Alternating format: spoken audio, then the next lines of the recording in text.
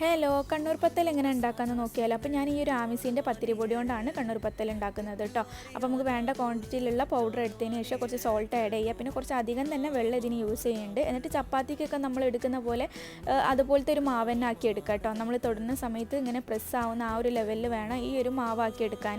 ഈ മാവ് ഏകദേശം റെഡി ആയിട്ടുണ്ട് കേട്ടോ. എന്നിട്ട് ഇത് ബോൾസ് ആക്കിയിട്ട് എടുക്കണം. കുറച്ച് എണ്ണ കയ്യിൽ പെറ്റിട്ട് വേണം ബോൾസ് ആക്കാൻ. പിന്നെ ഞാൻ പ്രസ്സിങ് ഇല്ലാതെ തന്നെ ഈസി ആയിട്ട് ഒരു പാക്കറ്റ് കൊണ്ടാണ് ഇത് ചെയ്യാറ് കേട്ടോ. അപ്പോൾ അതുപോലെ നിങ്ങൾക്കും ചെയ്ത് നോക്കാം. ഞാൻ ഈ ഒരു പത്തിരിപ്പൊടിൻ്റെ പാക്കറ്റ് എടുത്തിട്ട് അതിൽ എണ്ണ പുരട്ടിയിട്ട് പത്തിരിൻ്റെ രൂപത്തിൽ പ്രസ് ചെയ്ത് കൊടുക്കലാണ് കേട്ടോ. ചില ഉമ്മമാരൊക്കെ കല്ലിൽ തന്നെ ഡയറക്റ്റ് പ്രസ് ചെയ്തിട്ട് ആക്കാറുണ്ട്. എനിക്കത് ഭയങ്കര പേടിയാണ്, കൈ പൊള്ളുമെന്നുള്ളതിൽ. എന്നാലും ഞാൻ ഇവിടെ ട്രൈ ചെയ്യുന്നത് ഒന്ന് ജസ്റ്റ് കാണിക്കുന്നുണ്ട് കേട്ടോ. ഞാൻ കല്ലിലാക്കി കഴിഞ്ഞാൽ ഇതാ ഈ ഒരു രീതിക്കാണ് എനിക്ക് കിട്ടാറ് കേട്ടോ. അതുകൊണ്ട് ഞാൻ ജസ്റ്റ് ഒന്ന് ആക്കി കാണിച്ചു തന്നതാണ്.